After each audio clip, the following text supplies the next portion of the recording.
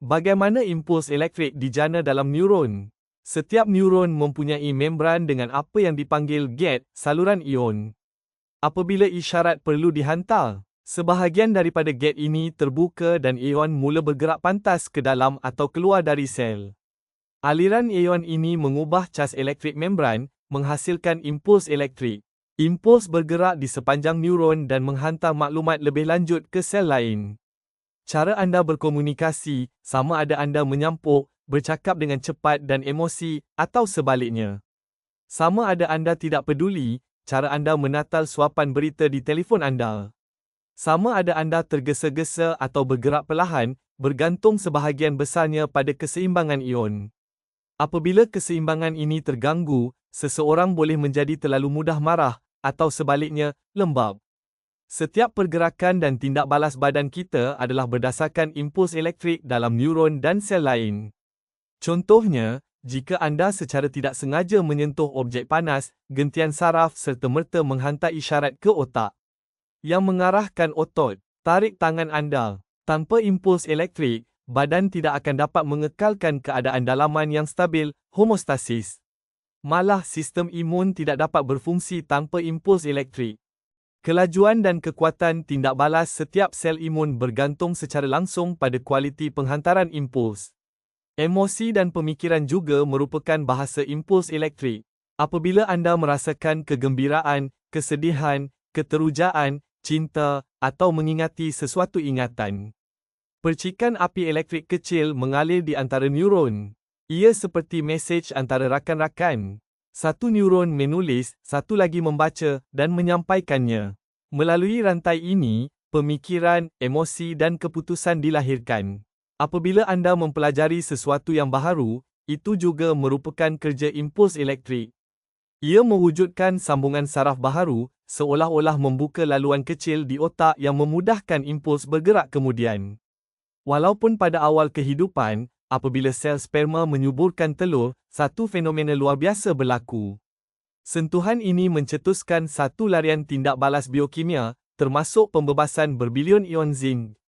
Dorongan ini bertindak seperti butang mula yang mengaktifkan telur dan memulakan proses yang sama di mana embrio masa depan mula berkembang. Kita jarang menganggap diri kita sebagai sistem elektrik, namun begitulah cara badan kita berfungsi.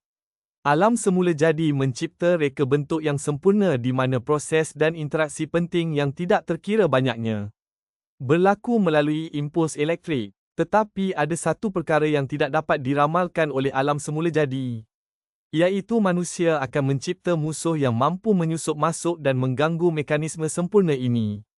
Dalam mengkaji mikro dan nanoplastik, kami mendapati bahawa senjata paling berbahaya mereka tidak kelihatan. Ia adalah cas elektrostatik yang dikumpulkan dan dikekalkan oleh zarah-zarah ini. Cas ini mula memusnahkan kita dari dalam, bermula dari asas kehidupan, iaitu sel. Di dalam sel, nanoplastik yang bercas menyebabkan kemudaratan yang paling besar. Ia mengganggu komunikasi antara sel, mencetuskan program pemusnahan diri, dan menghalang sel daripada keupayaannya untuk menjana tenaga untuk mengekalkan kehidupan. Persoalannya, bagaimana plastik melakukan ini? Bagaimanakah mikro dan nanoplastik merosakkan sel badan? Gangguan interaksi antara neuron. Cas elektrostatik dalam saiz yang sangat kecil membolehkan zarah nanoplastik menembusi sel manusia. Kesan nanoplastik pada fungsi sel dapat dikesan dengan jelas dalam neuron, sel sistem saraf. Kerana fungsinya secara langsung dikaitkan dengan penjanaan dan penghantaran isyarat elektrik. Valery Aitken, Doktor Sains Fizikal dan Matematik dan ahli Akademi Sains Semula Jadi Eropah, menekankan bahawa kesan nanoplastik pada sel saraf menjelma pada tahap yang paling asas. Nanoplastik mempengaruhi penjanaan dan penghantaran impuls saraf dengan ketara melalui pelbagai mekanisme yang mengganggu pengangkutan ion dan aktiviti elektrik neuron yang bertanggungjawab untuk menghantar isyarat saraf dalam badan. Setiap neuron berfungsi seperti bateri mini. Ia sentiasa mengekalkan perbezaan cas elektrik antara bahagian dalam dan luar membrannya. Ini membolehkan neuron bersedia untuk menghantar isyarat pada saat yang tepat. Nanoplastik yang dicas mengganggu keseimbangan halus ini, menjadikan sel bertindak tidak dapat diramalkan. Neuron mungkin diaktifkan sebelum waktunya, seperti cahaya berkelip-kelip tanpa arahan, atau sebaliknya. Gagal menghantar isyarat apabila diperlukan. Gangguan sedemikian mengganggu operasi keseluruhan rangkaian saraf, seperti bandar yang mengalami gangguan bekalan elektrik, di mana kawasan kejiranan menjadi gelap satu demi satu, yang membawa kepada pemadaman. Di samping itu, seperti yang ditunjukkan oleh penyelidikan yang dijalankan oleh saintis Cina dari Universiti Perubatan Selatan di Guangzhou, nanoplastik mengganggu operasi saluran ion. Nanoplastik yang membawa cas elektrostatik boleh berinteraksi dengan saluran ini dan mengubah strukturnya. Akibatnya, pintu gerbang mungkin gagal dibuka atau kekal terbuka terlalu lama. Ini juga mengganggu penghantaran isyarat normal ke seluruh sistem saraf. Apabila interaksi elektrostatik berlaku dengan lipid membran yang bercas, ia menyebabkan pengagihan semula lipid dan protein yang bercas di dalam membran, yang membawa kepada gangguan fungsi membran lipid ini.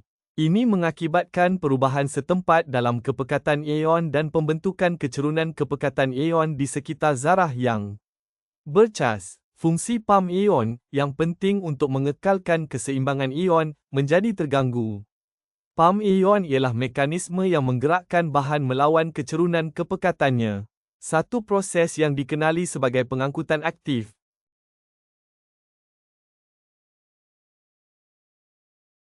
Apabila proses ini menjadi tidak seimbang, ia mengumpul tenaga yang kemudiannya boleh digunakan oleh sistem biologi untuk melaksanakan kerja. Oleh itu, kerja pam ini mungkin terganggu.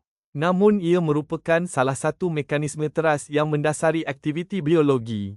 Penghantaran isyarat antara neuron ialah proses komunikasi elektrokimia yang kompleks tetapi sangat terselaras di mana molekul khas, neurotransmitter, memainkan peranan penting.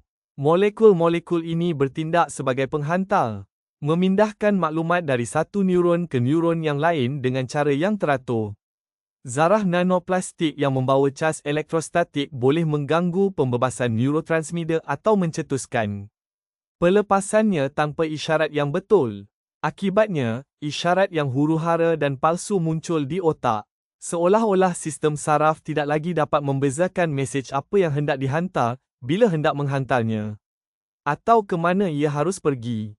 Sebarang gangguan dalam komunikasi antara neuron pasti akan mempengaruhi keadaan mental kita.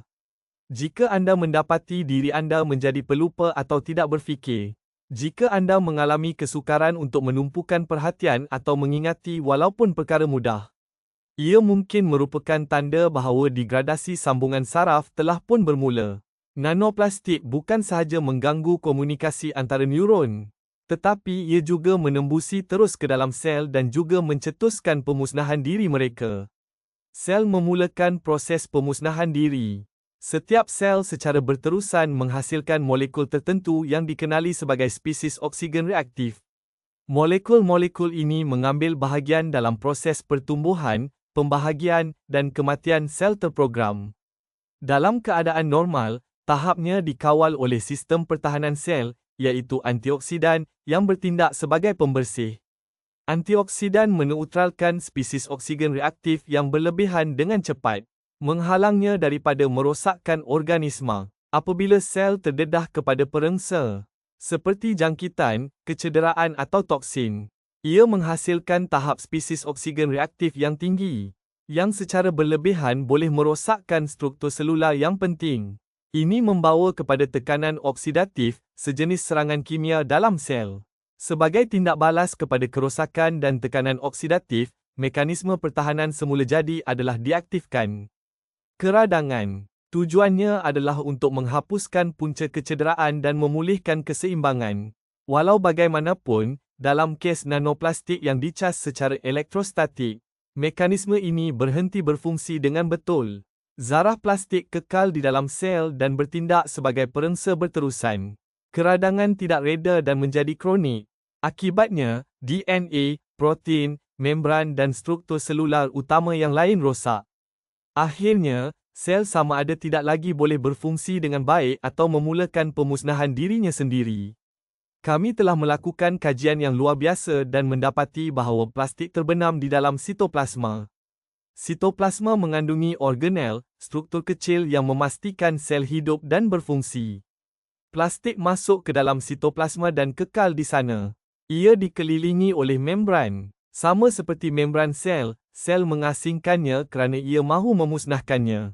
Dan ia mula menghasilkan enzim dan bahan lain yang biasanya digunakan oleh sel apabila ia diserang oleh mikrob, virus, bakteria atau antigen. Tetapi tidak seperti penceroboh semula jadi itu, plastik tidak boleh dimusnahkan, seperti yang kami katakan. Jadi sel pada dasarnya tertakluk kepada tekanan kronik, dan akhirnya ia menjadi berpenyakit. Kumpulan penyelidikan mikroplastik di Universiti Katolik Bolivia di Cochabamba menggunakan planarian akuatik. Organisme kecil yang berfungsi sebagai model biologi yang sangat berguna. Kapasiti regeneratifnya yang kuat membolehkan pengesanan perubahan awal dalam proses selular yang serupa dengan yang berlaku pada haiwan lain. Mikroplastik, terutamanya apabila digabungkan dengan bahan pencemar lain seperti logam, sudah pun menjejaskan organisme hidup. Mikroplastik boleh mencetuskan tekanan oksidatif, ketidakseimbangan antara penghasilan spesies oksigen reaktif dan kapasiti antioksidan badan. Tekanan oksidatif ini secara langsung mempengaruhi metabolisme selular, mengganggu fungsi protein, lipid dan asid nukleik, yang boleh menyebabkan perubahan dalam pertumbuhan, regenerasi dan fisiologi keseluruhan organisma. Oleh itu, pendedahan kepada nanoplastik yang bercas secara elektrostatik membawa kepada tekanan oksidatif, keradangan dan akibatnya, kematian bukan sahaja neuron, tetapi juga jenis sel lain. Tekanan oksidatif adalah seperti api yang membakar di dalam sel, manakala antioksidan adalah seperti ahli bomba yang berfungsi untuk memadamkannya. Perhatikan bahawa nanoplastik bertindak sebagai bahan api untuk api, menyalurkannya tanpa henti sehingga sel dimakan dari dalam. Namun, itu bukan semua yang dilakukan oleh nanoplastik di dalam sel. Ia juga memusnahkan loji kuasa sel, mitokondria. Setiap sel hidup dan berfungsi berkat tenaga yang dihasilkan oleh mitokondria. Tenaga itulah yang menggerakkan semua proses dalam badan daripada pembahagian sel hingga hormosintesis.